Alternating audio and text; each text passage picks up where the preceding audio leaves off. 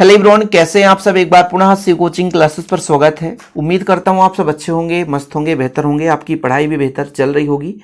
यदि आप class 11th में और इस चैनल पे पहली बार आए हैं तो चैनल को सब्सक्राइब जरूर कर लेना, क्योंकि इस चैनल पे 11th क्लास का स्टडी मटेरियल आपको प्रोवाइड किया जाता है।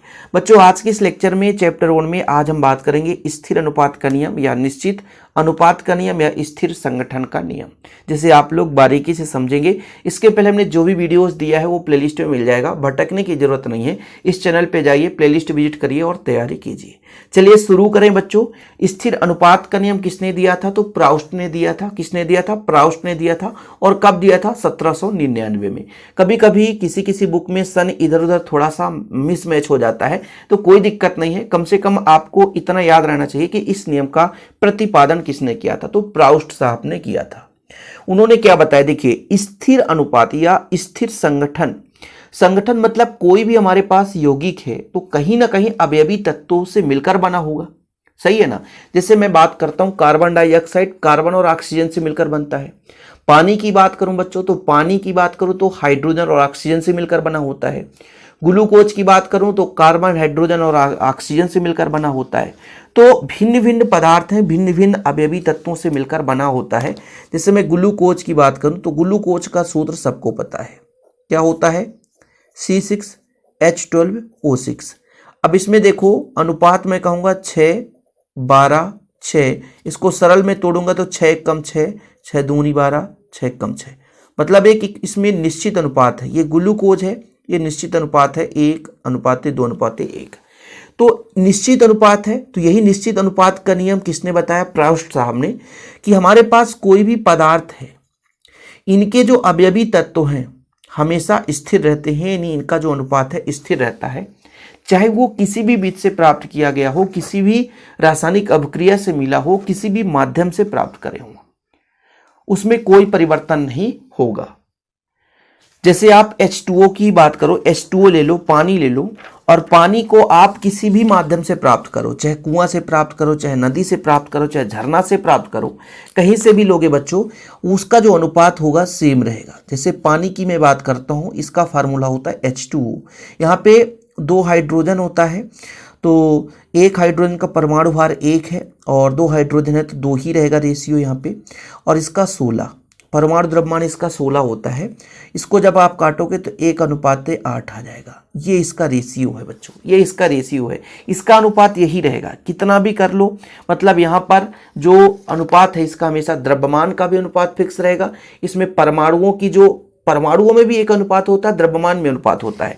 परमाणु का यदि अनुपात निकालते तो परमाणु के अनुपात में बात करते हैं तो 2:1। इसका हाइड्रोजन का 2 परमाणु और ऑक्सीजन का 1 परमाणु है। लेकिन द्रव्यमान का अनुपात निकाल दिए तो 1:8 आ गया। तो दोनों में कंफ्यूजन नहीं होनी चाहिए कि सर ग्लूकोज का तो आपने कह दिया परमाणु का अनुपात निकाला, इसका द्रव्यमान का अनुपात निकाला, तो दो में से कोई भी आप निकाल लो। तो कहने का मतलब अवयवी तत्व जो है वो स्थिर रहते हैं, उनमें बदलाव नहीं होता है, चाहे आप किसी भी विधि से प्राप्त कर लो। यही है बच्चों स्थिर अनुपात का नियम है, स्थिर संगठन का नियम। अब जैसे मान लीजिए कार्बन डाइऑक्साइड 2 विधि से प्राप्त करता हूं। कैल्शियम कार्बोनेट है, इसको आप गर्म करोगे तो कली का चूना मिलेगा, कैल्शियम ऑक्साइड और CO2। ठीक है। जैसे आपका सोडियम बाइकार्बोनेट है, NaHCO3, इसको भी आप करोगे गर्म HCl की उपस्थिति में तो आपका Na जो है Cl के साथ NaCl हो जाएगा। ठीक है। और बच्चों हाइड्रोजन के साथ जुड़ेगा, H2O बना लेगा और CO2 बनेगा। तो यहाँ पे जो कार्बन डाइऑक्साइड बना है, यहाँ पे जो कार्बन डाइऑक्साइड है, तो देखो कार्बन और कार्बन ऑक्सीजन सेम है। तो कहने का मतलब ये हुआ कि किसी भी आप स्थिति से प्राप्त करोगे, उनके जो द्रव्यमान है उनका जो अनुपात है फिक्स रहेगा। द्रव्यमान का अनुपात फिक्स रहेगा और परमाणुओं का अनुपात भी फिक्स रहेगा। ऐसा नहीं है यदि ग्लूकोज है तो जहां से भी प्राप्त करो ग्लूकोज, उसके परमाणु का अनुपात भी सेम रहेगा और उसके द्रव्यमान का भी अनुपात सेम रहेगा। एग्जाम्पल भी यहाँ पर कार्बन डाइऑक्साइड को कई विधि से हम प्राप्त करते हैं। जैसे यहाँ पर देख लीजिए, कैल्शियम कार्बोनेट से हम प्राप्त किए, सोडियम बाइकार्बोनेट से प्राप्त किए, कार्बन और ऑक्सीजन के डायरेक्ट संयोग से प्राप्त किए। लेकिन इनमें सब में बच्चों कहीं ना कहीं कार्बन डाइऑक्साइड में जो अनुपात सेम ही रहेगा। अब आप कहोगे सर इनके द्रव्यमान का अनुपात कैसे होगा? तो कार्बन का द्रव्यमान 12 होता है और ऑक्सीजन का 16 दूनी 32, क्योंकि 2 ऑक्सीजन है तो 12:32 हो जाएगा। काट दो भैया, सरल 4 से काटो, 4 3 12, 4 8 32, मतलब 3:8 आ जाएगा। सरलतम अनुपात माना जाता है ना। ये 12:32 है, तो इसमें कट रहा है ना, 2 से काटो, फिर 4 से 2 से काट दो, नहीं कटा तो 4 से काट दो, 4 8 32, 4 3 12, 3:8 आ गया।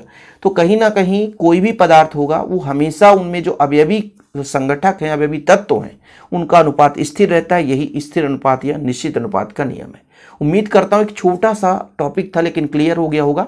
इसका हैंड रिटन नोट्स लेना है तो कांटेक्ट नंबर में अपना पर्सनल नंबर देता हूँ, कांटेक्ट कर लेना 9685299149, 9685299149, 9685299149। इस नंबर पर आप कांटेक्ट करें, नोट्स ले लें और प्रॉपर रूप से तैयारी करें। फिलहाल अभी आज के लिए इतना ही। नए वीडियो के साथ मिलेंगे, नए टॉपिक के साथ। जय हिंद, वंदे मातरम।